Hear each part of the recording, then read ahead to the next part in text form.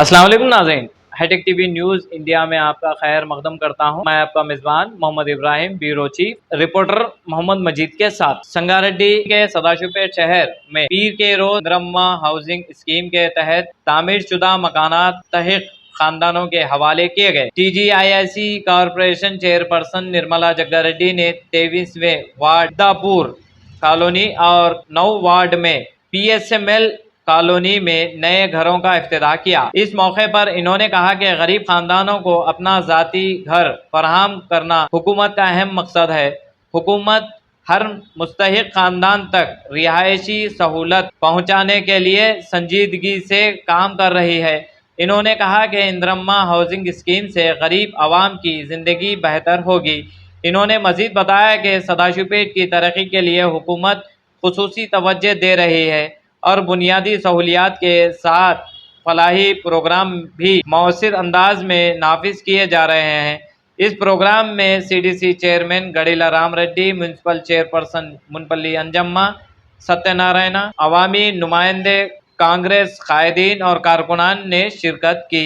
Sadashivpet municipal chairperson Munpalli Anjamma Satyanarayana, vice chairperson Renuka Chiru, अवामी नुमाइंदे, कांग्रेस कायदीन और कारकुनान ने शिरकत की। आइए ताज़ा तरीन खबरों के लिए देखते रहिए hitech TV news India.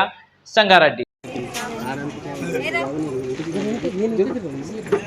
Sadasivpet పట్టణంలో 9వ వార్డులో ఇందిరమ్మ గృహప్రవేశం చేయడం జరిగింది. మరి ఈ గృహప్రవేశాలు చేస్తున్నాం అంటే ఎంత ఆనందంగా ఉందంటే గల్లంతా కూడా పండగలాగా. ఇల్లు కట్టుకుంటే బంధు మిత్రులు వస్తారు, కానీ ఈరోజు మరి ప్రభుత్వం తరఫున మరి అందరం కూడా రావడం జరిగింది. ముఖ్యంగా ఈ గృహప్రవేశానికి ఇచ్చేసిన చైర్మన్ గారు, వైస్ చైర్మన్, మరి ఈ వార్డు కౌన్సిలర్ అరుణ్ కుమార్ గారు, అలాగే ఇంటి ఓనర్ నమస్కారం తెలియజేస్తూ, ఇంటి ఓనర్ ఇద్దరు వాళ్ళకి శుభాకాంక్షలు తెలియజేస్తూ, మరి మేరీ ఏం చెప్తాంటే మేము చిన్న ఇంట్లో మా అత్త వాళ్ళతో కూడా కలిసి జీవించే వాళ్ళం. మాకు ఇల్లు కట్టుకోవాలన్న ఆలోచన కూడా రాలేదు, ఎందుకంటే పైసలు లేవు. అలాంటి సమయంలో ఈ ప్రభుత్వం వచ్చిన తర్వాత ముఖ్యమంత్రి రేవంత్ రెడ్డి గారు ఇచ్చిన మాట మేరకు ఈరోజు మంచిగా స్లాబ్ ఇల్లు కట్టుకోగలిగినాం. అది కూడా ఈ గల్లీ వాసులం కాబట్టి ఈ గల్లీలోనే కట్టుకొని మరి ఆనందం అనిపిస్తుంది. ఏ రోజు కూడా మేము అనుకోలేని పరిణామం ఇది. మరి ఇంత మంచి అవకాశం ఇచ్చిన ముఖ్యమంత్రికి ధన్యవాదాలని మరి మీరు చెప్పడం జరిగింది. ఒక 9వ వార్డే కాదు, ఇప్పుడు 23వ వార్డులో కూడా చేయడం జరిగింది. రాష్ట్రమంతా కూడా మరి బిల్లులు సకాలంలో ఇస్తూ మరి ప్రోత్సహిస్తూ ముందుకు తీసుకెళ్తుంది ఈ ప్రభుత్వం.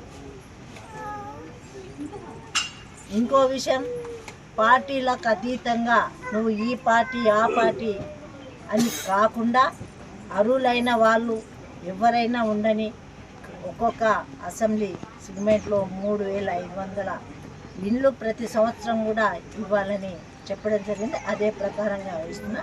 ఇప్పుడు మళ్ళా కూడా ఈ సంవత్సరం సెకండ్ లిస్ట్ కూడా అవుతుంది. ఇంకెవరైనా, ఎందుకంటే అందరు కూడా ప్రజలకు ఏం అలవాటు అయిపోయిందంటే ప్రభుత్వం మాట ఇస్తే చెయ్యట్లేదు, కాలేవు, కాబట్టి ఈ ప్రభుత్వం కూడా చెయ్యదేమో, ఆ బిల్లులు రాకపోతే మళ్ళీ అప్పుల పాలవుతాము, ఇప్పటికే మా దగ్గర రూపాయి లేదు కానీ మళ్ళీ ఎక్కడి నుంచి తేవాలని ఆలోచన చేసి కొంతమంది కట్టుకోలేదని చెప్తున్నారు. దయచేసి అలాంటి దానికి ఏలాంటి తావియొద్దు. తప్పకుండా అమ్మ బిల్లులు వచ్చినాయా, ఆమె సాక్షి, నేను కాదు చెప్పేది, ఇల్లు కట్టుకున్నామనే బిల్లులు వచ్చినాయని చెప్తుంది. దయచేసి ప్రజలందరూ గమనించాలి. అర్హులైన వాళ్ళందరూ కూడా అప్లై చేసుకొని మీరందరూ ఇందిరమ్మ రాజ్యం ఎలా ఉండేనో గరీబోళ్ళకి సేవ చేయాలి, గరీబోళ్ళకు ఆదుకోవాలి. అట్లనే మరి అభివృద్ధి చెందుతుంది రాష్ట్రం కానీ దేశం కానీ. లేని వాళ్ళకి చేస్తేనే తృప్తి. ఈరోజు ఉన్న వాళ్ళకి గత ప్రభుత్వం అందరికి తెలుసు, ఇల్లు ఇచ్చింది. ఎక్కడైనా తృప్తి లేదు. ఈరోజు మరి మన ముందే ఉన్న మేరీ నర్సింహులు ఎంత ఆనందంగా ఉన్నారంటే, మాకు లేకున్నా ఇంత సహకరించిన ఆ ముఖ్యమంత్రిని ఎప్పుడు కూడా మర్చిపోము, మాకు అండ దండ ఇచ్చింది కాబట్టి అని జన్మ మేము గుర్తుపెట్టుకుంటాం. ఎందుకంటే ఒక ఇల్లు అంటే 100 ఏళ్ళ పంట, ఒక రోజుతో కాదు, అయిపోయేది కాదు, మన నెలలు సంవత్సరాలతో కాదు. అలాంటి అవకాశం ఇచ్చింది కాబట్టి మేమందరం కూడా రుణపడి ఉంటామని వాళ్ళు మనస్ఫూర్తిగా చెప్తున్నారు. ఇప్పుడు ఆమె మాటలు చెప్పమ్మా. చాలా బాధ అనిపించింది మేడం. ఇల్లు లేకుండే, ఏం లేకుండే, కిరాయికి ఉన్నాం 20 సంవత్సరాలకు ఉంది.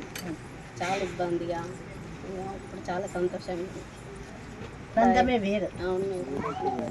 ఓకే అమ్మా, కంగ్రాచులేషన్స్.